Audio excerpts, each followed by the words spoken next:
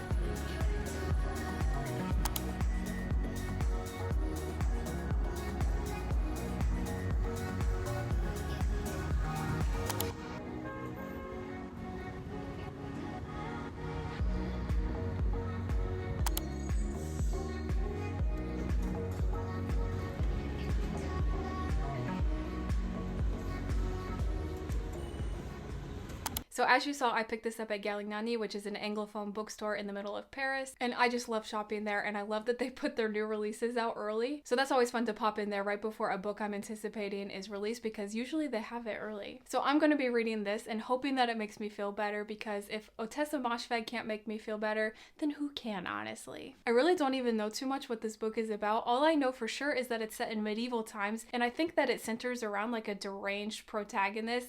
Obviously, it's Ottessa Moshfegh, so why wouldn't she do that? And personally, I love unlikable and deranged main characters, so that's why I'm so excited to read this book. This is just going to be a really chill quarantine reading vlog, reading one of my most anticipated releases of the year. There's definitely going to be a lot of tea and coffee consumed because my throat is killing me. I hope that that's going to make me feel better as well. I do want to say that this vlog is going to be 100% spoiler free, so don't worry about that. I'm not going to spoil the book for you. And yeah, so let's go ahead and get cozy and get a cup of tea and jump into Lapvona.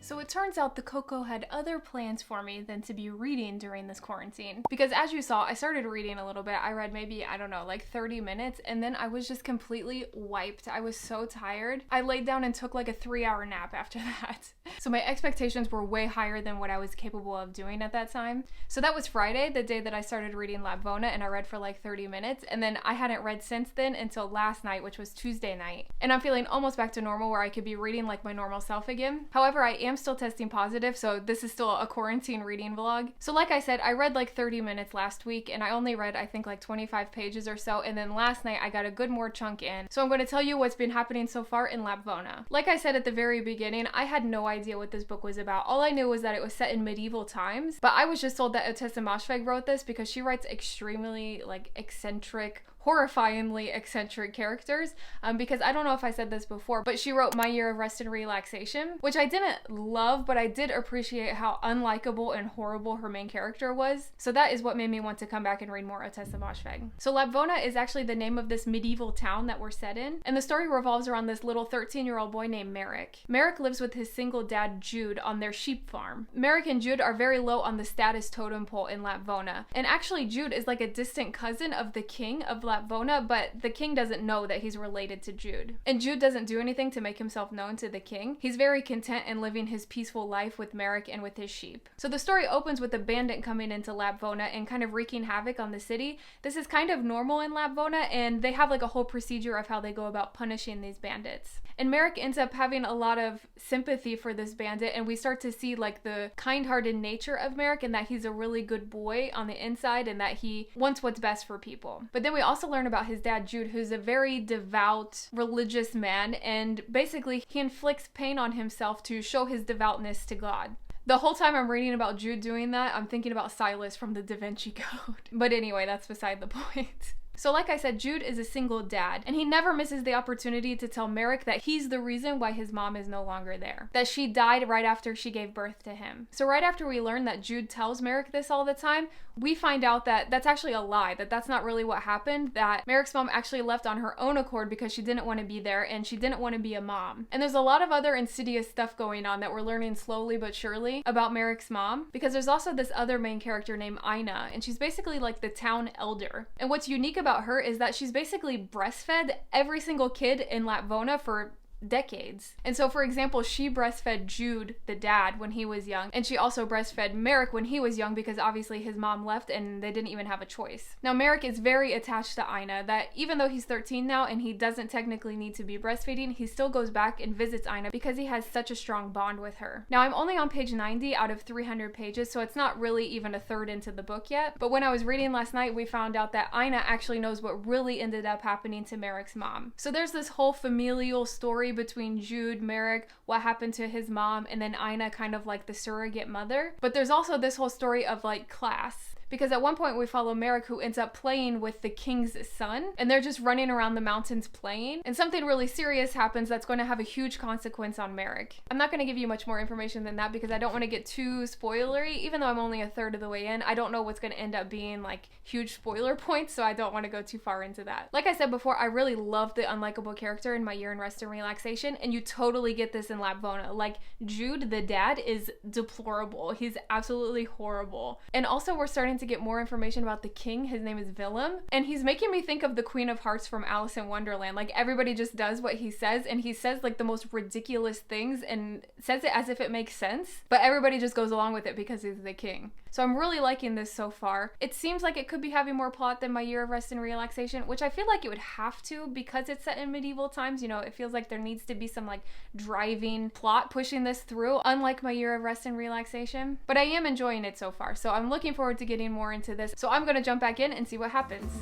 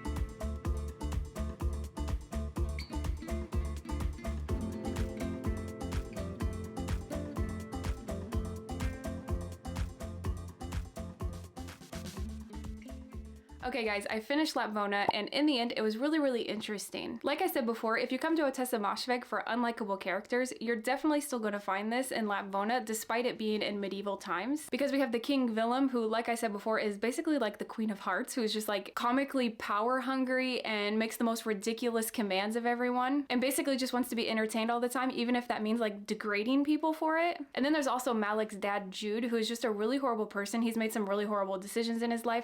Now, he did do something nice for Malik, like at the beginning of his life basically, but that doesn't really redeem all the horrible things that he does to Malik anyway. And during the summer portion of this book, the townspeople are dealing with the heat, like there's a serious drought happening, and it pushes a lot of people to do some really questionable things. And there's even a priest called Father Barnabas who is just really horrible also, even though he's a priest. So if you go into Ottessa Moshfegh looking for your horrible characters, you're gonna find that in Lapvona. I feel like Ottessa is making a commentary on religion, class, privilege, climate change, and even vegetarianism. So for example, with religion, like I mentioned before, there's Father Barnabas, who is just ridiculous. Like, he should not be a priest. And Ottessa puts him in these like ridiculous scenarios where he doesn't even know like foundational Christian stories. At one point, King Willem asked Father Barnabas, like, wasn't Mary a virgin? And he says, well, yes, I think so. Like, that's a foundational Christian story, right? That Mary was a virgin. And so there's just a lot of points like that with Father Barnabas where he doesn't know like basic Christian stories like that. And so I think that that's an interesting commentary on Christianity that Ottessa is making, that there's a lot of hypocrisy in the church. Now, obviously this is quite extreme. I don't think that there's any priest today that wouldn't know these basic facts, but it's really interesting to see how she's portraying this religious figure in the town of Lapvona. Also, there's a big examination on class, because obviously since this was the Middle Ages, class played a big role. And so King Willem, he lives up on the hill, and then all the Lapvonians, the regular people, live down at the bottom of the hill, and they basically have to suffer so that Willem can live his luxurious kingly life. Also, in regards to class, I think it was really interesting how King Willem, who, like I said, is basically a caricature of this horrible king who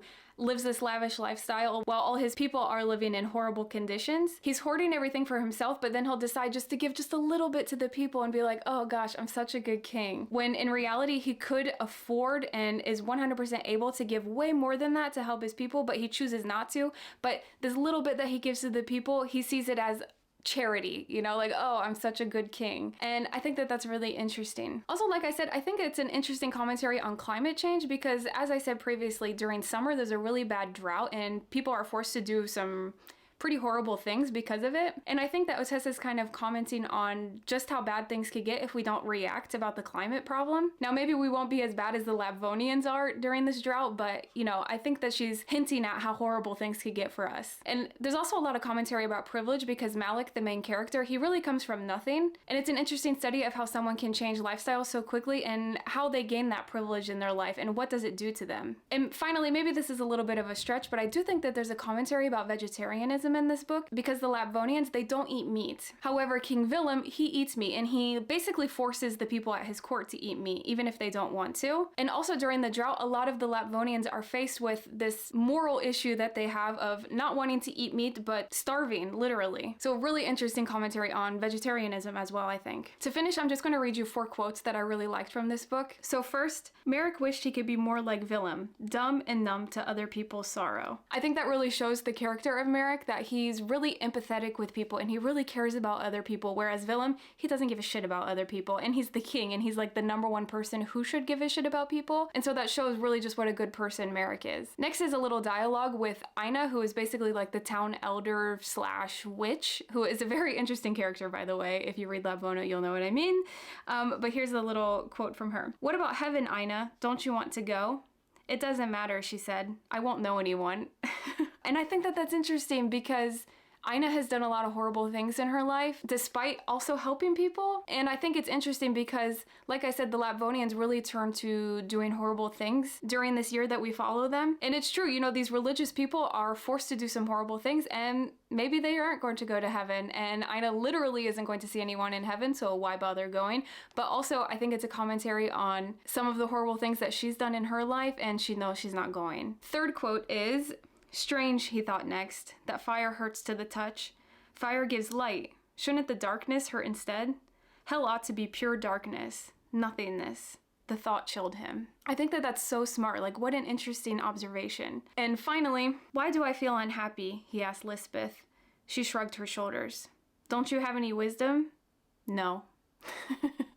And that just really shows the bleakness of this story. Like, no, I don't have anything to make you feel better. Nothing's going to make you feel better in these horrible circumstances. So anyway, that was one of my most anticipated releases of the year, Lapvona by Ottessa Moshfegh. And in the end, I'm giving this a 4-star because I really enjoyed it. The only reason I'm not giving this a 5-star is because sometimes I felt like it dragged just a little bit and it made me hesitant to pick it up. Now, maybe that has to do with the fact that I haven't been feeling so good, but overall, I did still really enjoy this and I love the unlikable characters. And if you love to hate your book characters, would definitely recommend Lapvona, no question. And I'm glad I read this. I'm already looking forward to the next Ottessa Moshfegh book. So that's the end of this little impromptu quarantine reading vlog. I hope you enjoyed. Please like this video if you liked it, and let me know down in the comments below if you've already read Lapvona or not, and if you've already read it, what was your star rating? What did you think of it? Let me know, and I'll talk to you again next time.